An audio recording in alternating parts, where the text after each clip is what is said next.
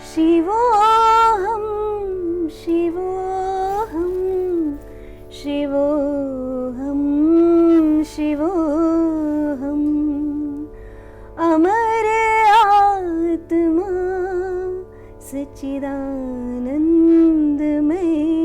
हो। नमस्कार दर्शकों, स्वागत है आपका हमारे कार्यक्रम हमर पहुना में। नाद ब्रह्म यानी ध्वनि ही ईश्वर है। भारतीय शास्त्रीय संगीत में साधकों ने अपनी साधना से ईश्वर को साधा और नए नए प्रयोग किए। इन नए प्रयोगों ने घरानों को जन्म दिया और इन घरानों से ही उनकी पहचान बनी। संगीत साधकों ने इन घरानों को एक नए मुकाम तक पहुंचाया। अत्यंत ही हर्ष का विषय है कि आज हमारे स्टूडियो में मौजूद है एक ऐसे फनकार जिन्होंने न केवल किराना घराने में बल्कि इंदौर घराने में भी तालीम ली। अभिनय के प्रति रुचि ने इन्हें अभिनय जगत तक भी पहुंचाया। तो स्वागत करते हैं अपने स्टूडियो में हमारे आज के कलाकार पंडित परितोष पुहनकर जी का। आपका बहुत बहुत स्वागत। नमस्कार जी परितोष जी, बातों का सिलसिला हम शुरू करें इससे पहले हम चाहते हैं कि आपकी स्वर लहरियां हमारे दर्शकों तक पहुंचे और उसके बाद हम अपनी बातचीत शुरू करें। जरूर जी। तो जैसे कि सुबह के टाइम पे अहिर भैरव राग है जी। तो उसमें ही एक बंदिश सुनाता हूँ आपको। जरूर, स्वागत है।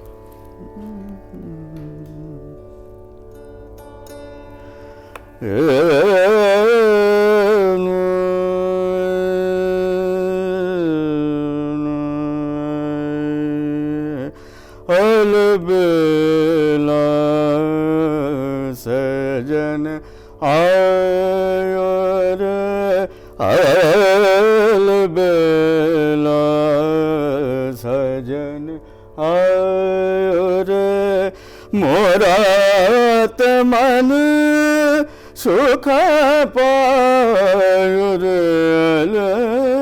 अलबेला सजन आयो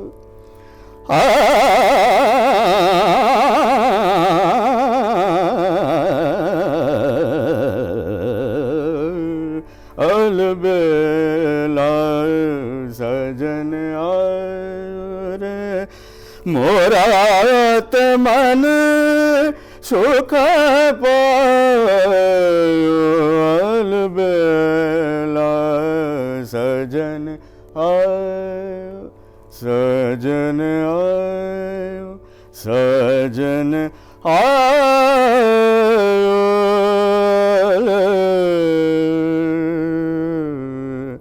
बेला बहुत खूब।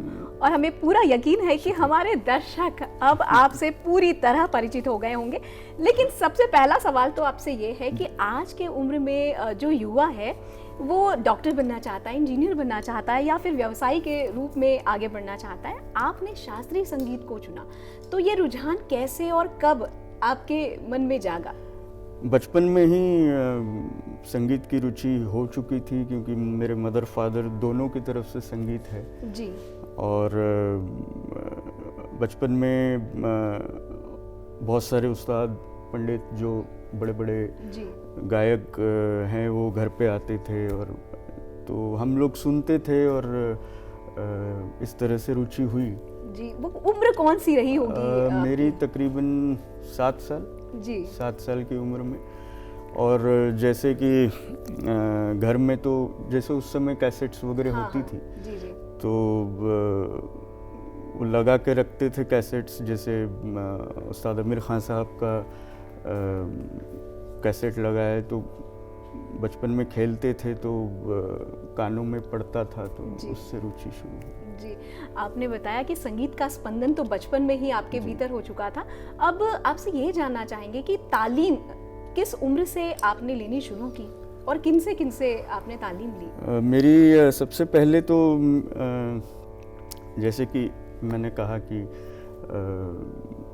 सुनते थे हम लोग और ऑडियो ये कैसेट से। हाँ, ऑडियो कैसेट्स हैं, उस्ताद लोग हैं।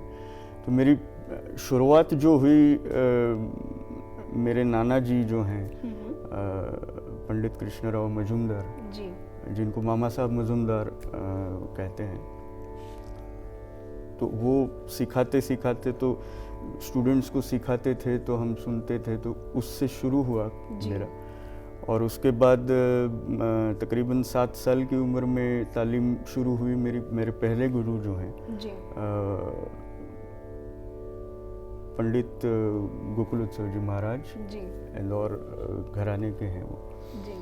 और सबसे पहले तो इंदौर घराने की अगर मैं बात करूं तो उस्ताद आमिर खान साहब तो डोयन हैं इंदौर घराने के, शुरुआत उनकी तरफ से हुई। तो सबसे पहले तो घराने में गुरु तो आमिर खान साहब ही है मेरे जी। और पद्म भूषण पंडित गोस्वामी गोकुलोत्सव जी महाराज जी।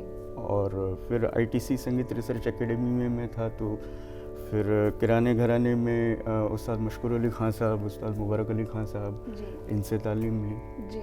तो इंदौर घराने की कोई बंदिश या कुछ? हाँ जी, तो इंदौर घराने की जहाँ तक बात है तो इंदौर घराना आमिर खान साहब से शुरू हुआ जी। इंदौर घराने की खासियत ये है कि सूत का काम होता है, श्रुतियों का खेल बहुत होता है जी जी।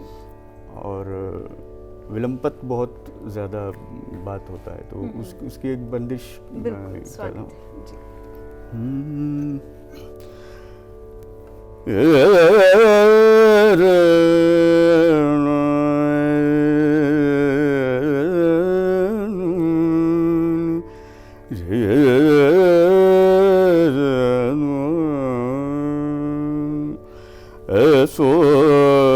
सुगर सुंदर वालम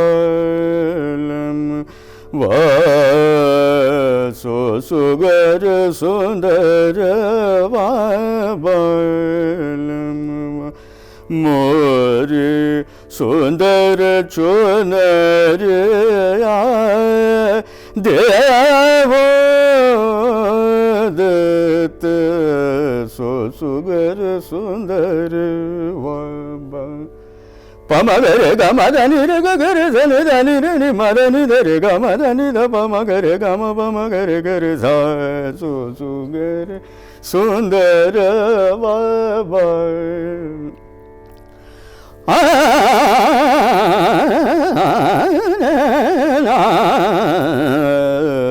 सुगर सुंदर बाबा। तो ये आमिर खान साहब की बनाई हुई बंदिश ही, ट्रेडिशनल भी है ये बंदिश जी जी। तो ये इंदौर घराने की जी।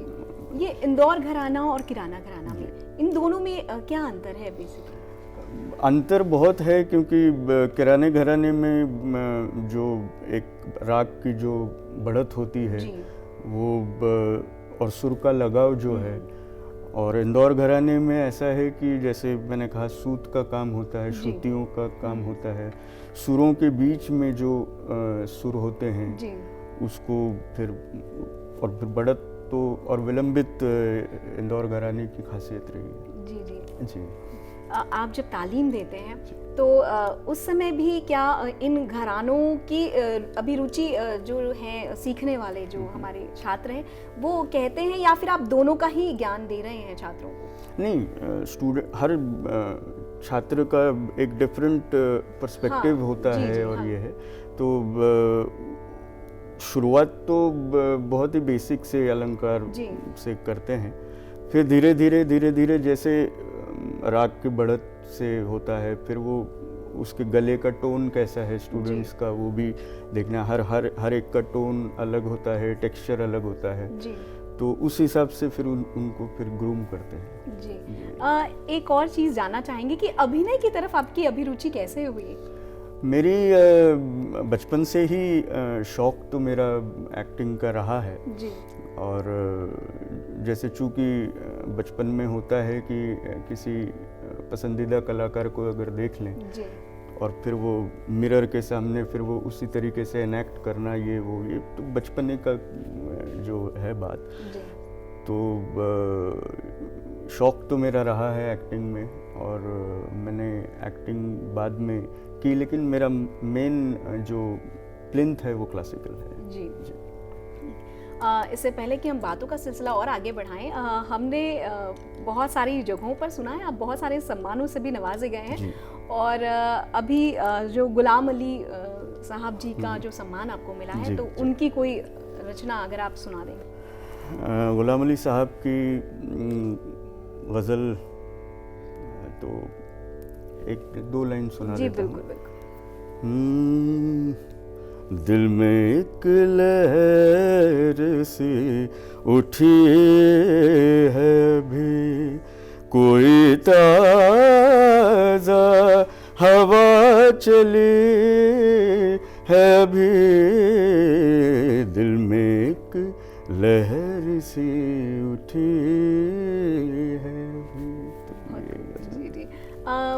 हमेशा एक कलाकार जब प्रस्तुति मंच पर देता है तो कुछ यादें उसके जहन में रह जाती हैं। आपने तो देश और विदेश में बहुत सारी प्रस्तुतियां दी हैं, तो ऐसा कोई आपके दिमाग में ख्याल आ रहा है जो आपके दिमाग में कहीं बैठ गया कि ये आयोजन जो था वो मेरी ज़िंदगी का सबसे अच्छा कार्यक्रम रहा, ऐसा कुछ ख्याल है आप? हाँ, जैसे ऑस्ट्रेलिया में सिडनी में मैं गाया हूँ जी। तो वो तकरीबन 2 घंटे का कार्यक्रम था, लेकिन वहाँ जिस तरीके से पब्लिक भी नहीं उठ रही है और उनकी फरमाइशें भी आ रही हैं, तो वहाँ गाने में बड़ा मज़ा आया जी। क्योंकि एक ये भी है कि जो सुनने वाले जो श्रोतागण हैं जी। उनमें वो जो सुनने की इच्छा, सीखने की इच्छा, किस तरीके से क्या होता है, तो वो बड़ा एक इंटरैक्टिव सा बड़ा मज़ा आता है। स्टेज पे हम लोग गाते हैं जी जी। और दर्शकों का जो संवाद होता है जी, फरमाइश जो आती है जी, वो तो बड़ा मज़ा आता है। सिडनी में जैसे 2 घंटे का था तो 18 घंटे तक पब्लिक फरमाइश करती गई, मैं भी गाता गया क्योंकि मज़ा आता है, क्योंकि एक बार मूड लग जाता है तो फिर गाते हैं। जी जी, और वो अपने आप में एक रिकॉर्ड भी है, 18 घंटे का एक कंसर्ट। जी, सर अब आपसे ये जानना चाहेंगे, देश और विदेश में आपके इतने सारे छात्र हैं, तो ये जो जब हम सीख रहे होते हैं तो उस समय की प्रक्रिया अलग होती है, लेकिन जब हम एज अ शिक्षक हों और हम जब सिखाने की प्रक्रिया में होते हैं तो वो स्वरूप अलग होता है। तो किस तरह की चुनौतियों का सामना अभी आप कर रहे हैं, या आपको लगता है कि एक थोड़ी चुनौती है शास्त्रीय गायकों के लिए? चुनौती तो हर जगह होती है। देखिए, जब सीख रहे होते हैं तब भी एक अलग प्रकार की चुनौती होती है, और सिखाते समय और भी बड़ी एक रिस्पॉन्सिबिलिटी हो जाती है कि शागिर्द को तैयार करना है या ऐसे। तो सीखते समय तो बहुत ये है कि गुरु का जो गायकी है वो गले में आ रही है, नहीं आ रही है, प्रैक्टिस ठीक हो रही है, नहीं हो रही है। फिर सिखाते समय ये है कि स्टूडेंट ठीक कर पा रहा है, नहीं कर पा रहा है। और पहले के स्टूडेंट्स में और आज के स्टूडेंट्स में तो काफ़ी फ़र्क है। जी। पहले तो हम डांट फटकार खा लेते थे, मार पड़ जाती थी, तो आजकल तो किसी को धीरे से डांटो तो भी वो स्टूडेंट थोड़ा सा ये हो जाता है, लेकिन हाँ, जिनको सीखना रहता है वो बड़ा अच्छे से सीखते हैं। जी। और गुरु शिष्य परंपरा में भी काफ़ी बदलाव भी हुए हैं, उसका भी कुछ फर्क तो आपको नजर आता है? हाँ, पहले जैसे गुरु शिष्य परंपरा में होता था कि गुरु के घर में ही उनके ही सानिध्य में रहते हुए, और मतलब वो कहावत है कि सेवा करो मेवा खाओ। जी जी। तो वो चीज़ है। आजकल स्टूडेंट्स ऐसे हैं कि कुछ दिन सीखते हैं जी, जिनको कंटिन्यू रखना है वो करते हैं, बाकी अपने अपने रास्ते निकल लेते हैं। जी। आपको सुरमणि सम्मान से भी नवाजा गया सर। ये जानना चाहेंगे कि किसी भी के लिए उपलब्धि जो है वो एक अद्भुत क्षण होता है, तो वो क्षण कैसा था जब आपको पता चला कि आप इस सम्मान से नवाजे जाएंगे? उसके बारे में ज़रूर। खुशी तो डेफिनेटली किसी को भी होती है अगर कोई सम्मान मिलता है या अवार्ड मिलता है या कुछ, लेकिन उसके साथ साथ एक एडेड रिस्पॉन्सिबिलिटी बढ़ जाती है कि अब इसके बाद भाई रिस्पॉन्सिबली आपको गाना है, उसको आगे बढ़ाना है संगीत को, शास्त्रीय संगीत को। तो सुरमणि जब मिला था तो मैंने एक्सपेक्ट नहीं किया था बहुत, क्योंकि क्या होता है ना कि जब हम गाते हैं तो हम ये नहीं सोचते हैं कि हमको अवार्ड के लिए गाना है या किसी सम्मान के लिए गाना है, या हम बस उस गाने में रहते हैं। जी। तो हम संगीत की सेवा इस तरीके से करते जी। हैं। हम फिर चाहेंगे कि कुछ आपकी स्वर लहरियाँ एक बार फिर से इस माहौल को और सुरमय बनाएं, तो आप तो कुछ जैसे किराने घराने का है, जी तो किराने घराने में काफ़ी सारी बंदिशें हैं जो ट्रेडिशनल भी हैं और किराने की भी हैं। जी तो खैर अभी एक बंदिश सुना देता हूँ जरूर जी। किराने की।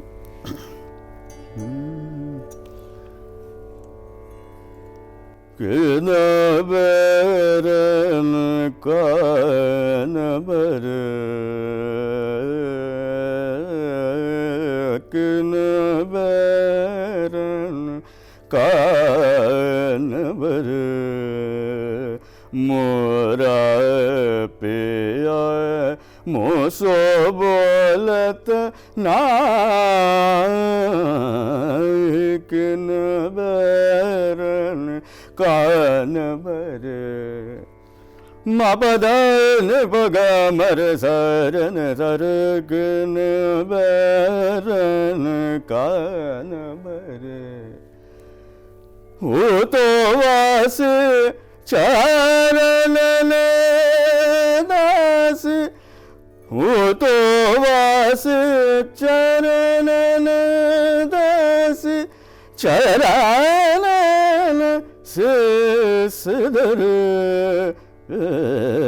किन बैरन कान बर, किन बैरन कान बर, कान बर, कान बर।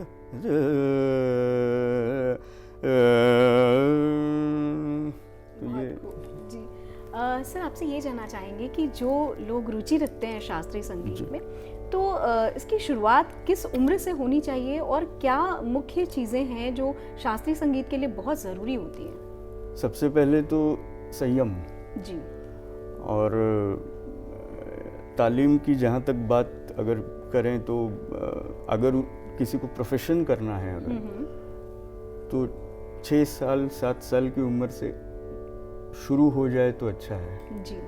तो फिर वो क्या है कि काफ़ी 15-20 साल वक्त होता है, मतलब कि उसको ढालना किस तरीके से, और फिर गले को, और रियाज की तो ज़रूरत सबको होती है, और अच्छे गुरु की बहुत ज़रूरत है कि अच्छे गुरु के पास कोई तालीम ले, और उसको फिर शागिर्द भी जो है उसको सींचना पड़ता है जी। तो ऐसे रहता है जी।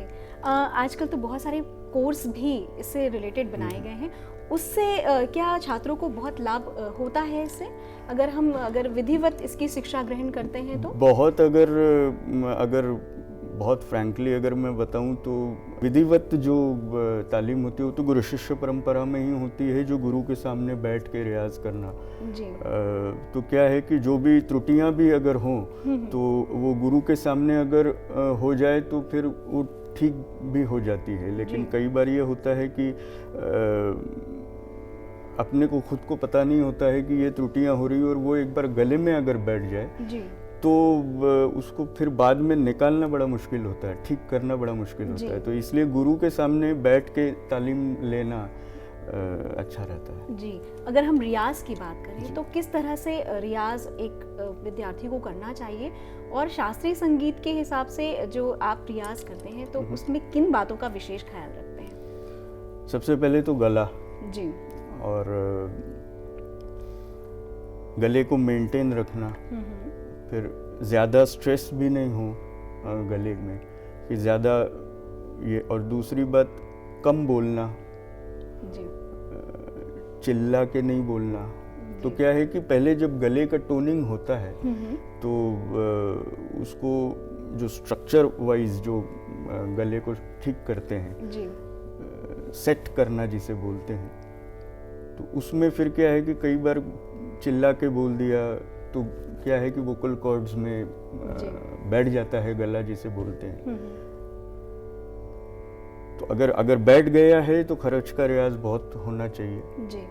अच्छे से करना चाहिए। सुबह के चाहे कितने भी बड़े आर्टिस्ट हो जाएं, लेकिन सुबह का रियाज बहुत इम्पोर्टेंट होता है, जो कि सुरों का होता है, स्टैंडिंग नोट्स होते हैं, फ्लोटिंग नोट्स होते हैं, मींड का काम ज़्यादा हो, अगर गला बैठा है तो ज़्यादा हाई पिच पे ना गाएं, ये सारी कुछ चीज़ें होती हैं। जी, आप जब बैठकी में होते हैं, जब आप लाइव कंसर्न कर रहे होते हैं, तो बहुत तरह की फरमाइशें आती हैं, तो शास्त्रीय के साथ साथ कुछ उपशास्त्रीय गायन की फरमाइश, कुछ सुगम गायन की फरमाइश भी होगी, तो आप हमारे दर्शकों को कुछ सुनाना चाहेंगे उसमें से? अब जैसे उपशास्त्रीय जो है तो एक सुनाना चाहूँगा। जी जरूर। एक ठुमरी है। जी जी, स्वागत है। याद पिया की आए,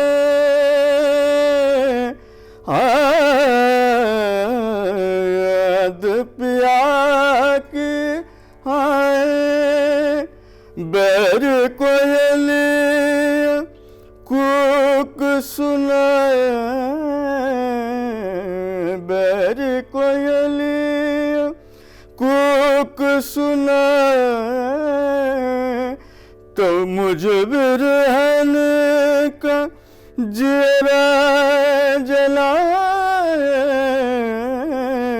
मुझे बिरहन का जरा जलाए, तब गुल गाए मनाए, याद पिया के आए। क्या है, सुबह सुबह गला पकड़ा हुआ है थोड़ा। जी, तो आपको तो मेहंदी हसन साहब से भी मिनी मेहंदी हसन साहब का जो सम्मान है वो भी मिला है। एक और चीज़ जानना चाहेंगे आपसे कि जब आप तालीम ले रहे थे तो कभी कोई ऐसा राग लगा जिसने आपको बहुत परेशान किया उसके रियाज में? वैसे तो हर राग कलाकार से राग बड़ा होता है। जी जी। तो क्या है ना कि हर राग इनिशियली डिफ़िकल्ट ही लगता है। जी जी। कि कैसे करें इसको, कैसे क्या क्या रास्ते हैं फिर बढ़त के ये वो। तो लेकिन हाँ, कुछ राग इनिशियली मुझे प्रैक्टिस करने में थोड़ा वक्त लगा, समझने में उसको वक्त लगा। जैसे आमिर खान साहब का एक रेयर राग है चांदनी केदार जी, तो वो एक है, फिर मधुवंती है जी, दरबारी है। काफ़ी ऐसे राग हैं जो इनिशियली डिफ़िकल्ट लगते हैं जी, फिर धीरे धीरे, जैसे इसलिए मैंने कहा कि गुरु के सामने बैठ के जब वो करते हैं तो फिर वो रास्ते दिखने भी लगते हैं जी। तो जो चुनौतियां आपके सामने थी, आपने उन रास्तों को खोल दिया अपने छात्रों के लिए। अब निश्चित रूप से आप कुछ नई तरीके से उन तक वो बात पहुंचाएंगे। आपसे ये जानना चाहेंगे कि जो लोग इसे अपने करियर के रूप में चुनना चाहते हैं, उन्हें किस तरह की तैयारी करनी चाहिए और किस तरह के रियाज की आवश्यकता है? रियाज की तो रोज़ ही ज़रूरत है जी, और रियाज अगर करेंगे, रोज़ करेंगे तो अच्छा है। गुरु के सामने जो रियाज एक अलग होता है जी, अकेले में एक अपना खुद का जो रियाज होता है वो अलग होता है जी, लेकिन दोनों अगर पैरेलली चलें जी तो बड़ा अच्छा होता है। नए स्टूडेंट्स को तो मैं यही बताता रहता हूँ कुछ जहाँ जहाँ वो अटकते हैं तो फिर वो उनको फिर रास्ता जी। आपने इतना महत्वपूर्ण समय हमें दिया, इतनी रोचक जानकारी हमें दी और हमसे बातचीत की, इसके लिए आपका बहुत बहुत धन्यवाद। दोस्तों, कला एक साधना है और कितनी अजीब बात है ना कि कला की साधना करते करते साधक की पूरी उम्र निकल जाती है लेकिन उसकी साधना समाप्त नहीं होती। हमारा ये सफर जारी रहेगा, फिर किसी एक और हस्ती के साथ होगी आपसे मुलाकात। तब तक कीजिए थोड़ी सी प्रतीक्षा, थोड़ा सा इंतजार। नमस्कार। नमस्कार।